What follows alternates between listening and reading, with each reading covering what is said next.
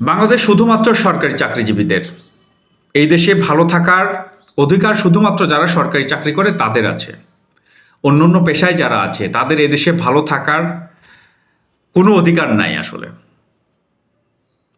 সরকারি চাকরিজীবীদের বেতন করা হচ্ছে ১.৫ গুণ বাড়তি করা হচ্ছে। এটা চিন্তা করা যায় বাংলাদেশের এই মুহূর্তে ৫ আগস্ট পরবর্তী সময়ে বাংলাদেশের অর্থনৈতিক অবস্থা যে অবস্থায় দাঁড়িয়েছে, সেই অবস্থায় কোনো মতো দিন পার করতে পারলেই মানুষ যেখানে বাঁচে, সেখানে সরকারি চাকরিজীবীদের বেতন বাড়ানোটাই যেখানে বিলাসিতা, সেখানে ১.৫ গুণ করাটা তো একেবারে অবান্তর একটা ঘটনা। ৫ আগস্ট পরবর্তী সময়ে অর্থনৈতিক কাঠামো মানে একেবারে সংস্কারের জন্য একটা নতুন বেতন স্কেল কমিশন করে দেয় অন্তর্বর্তীকালীন সরকার, যে কমিশনের দায়িত্ব ছিল অর্থনৈতিক ভিত্তিগুলো কিভাবে সংস্কার করা যায়। সেই বেতন কমিশন, অর্থাৎ যে কমিশন করে দেয় নতুন বেতন কাঠামো কমিশন, সেই কমিশন আজ ২০২৬ সালের ২১শে জানুয়ারিতে প্রধান উপদেষ্টার কাছে নতুন বেতন কাঠামো নিয়ে একটা প্রতিবেদন দেবে এবং তারা রেডি করেছে এবং অলরেডি বিভিন্ন গণমাধ্যমে এটা চলে এসেছে যে ১.৫ গুণ করা হচ্ছে। প্রধান উপদেষ্টা এটাকে সম্মতি দিলেই মূলত এটা বাস্তবায়নের পথে আগাবে। তো সেখানে কি আছে? সেখানে আছে হচ্ছে যাদের বেতন সর্বনিম্ন হচ্ছে ৮,২৫০ টাকা, তাদেরকে সর্বনিম্ন ২০,০০০ টাকা বেতন দেওয়া হবে এবং সর্বোচ্চ সিনিয়র সচিব যাদের বেতন ৭৮,০০০ টাকা ছিল তাদের বেতন ১,৩৫,০০০ বা সামথিং এরকম হবে। তাহলে চিন্তা করেন, যেখানে বাংলাদেশের মানুষের জীবনযাত্রার এমন একটা বাজে পরিস্থিতি পার করছে, সেই মুহূর্তে এতটুকু মানে বিলাসিতা দেখানোটা কি আসলে উচিত? একটা বিষয় আমি একটু ক্লিয়ার করি। দেখেন, বাংলাদেশের বারংবার এই বেতন কাঠামো পরিবর্তন হয়ে থাকে সরকারি আমলা বা কর্মকর্তাদের ক্ষেত্রে। কোন সময় হয়ে থাকে? মনে করেন বিএনপি গভর্নমেন্ট ক্ষমতায় আছে, বিএনপি গভর্নমেন্টে যাওয়ার সময় হয়ে গেছে, যাওয়ার ৬ মাস আগে তারা সরকারি চাকরিজীবীদের বেতনটা রিভিউ করে। এই বেতন কাঠামোর আন্ডারেই তারা হচ্ছে মূলত এই বেতনটাকে বাড়িয়ে টাড়িয়ে দিয়ে যায়। কেন দেয়?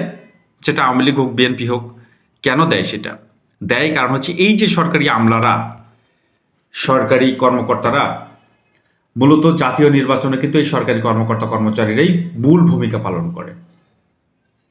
কারণ প্রশাসনের হাতেই যখন দেশ চলে যায় নির্বাচনকালীন সময়ে তফসিল ঘোষণার পরবর্তীতে, তখন কিন্তু এই প্রশাসনের লোকজনই ওই সকল দলের হয়ে কাজ করবে যারা তাদেরকে নিয়ে ভাবে, তাদের বেতন নিয়ে ভাবে।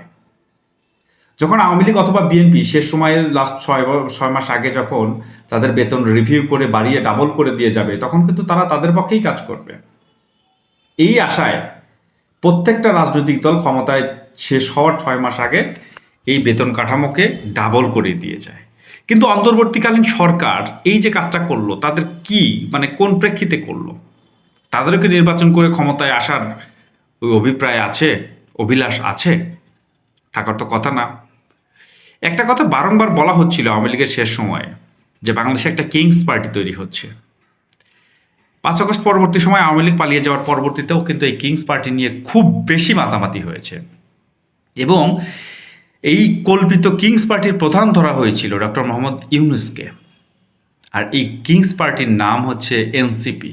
এটা অনেকেই ধারণা করেছিল। তবে কি এই বেতন কাঠামোর প্রেক্ষিতে আমরা বলতে পারি আসলে এই কিংস পার্টি ছিল? এটা কল্পনা না।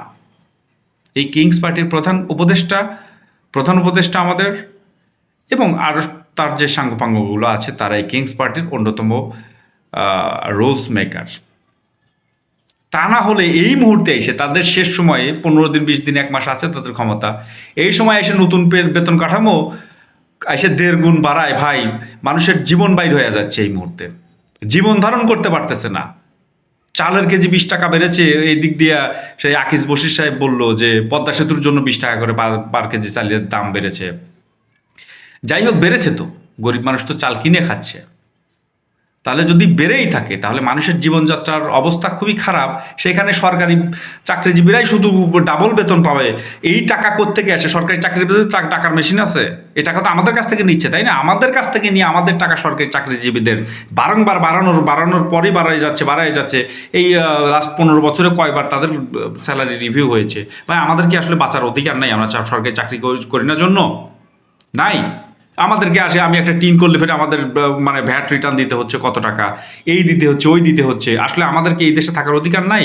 আপনি একটা জমি রেজিস্ট্রি করতে চান, আপনি একটা চিপস কিনতে চান, আপনি একটা সিগারেট কিনতে চান, আপনি একটা মানে টাকা জমা দেন, দেখেন সেই ব্যাংকের টাকার মানে রিটার্ন থেকে আপনার হচ্ছে কতটুকু তারা মাসুল উসুল করে নিচ্ছে, মানে বিভিন্ন সেক্টরে থেকে টাকা নিচ্ছে। এই টাকাই তো তাদের সরকারি চাকরিজীবীদের দিচ্ছে ভাই।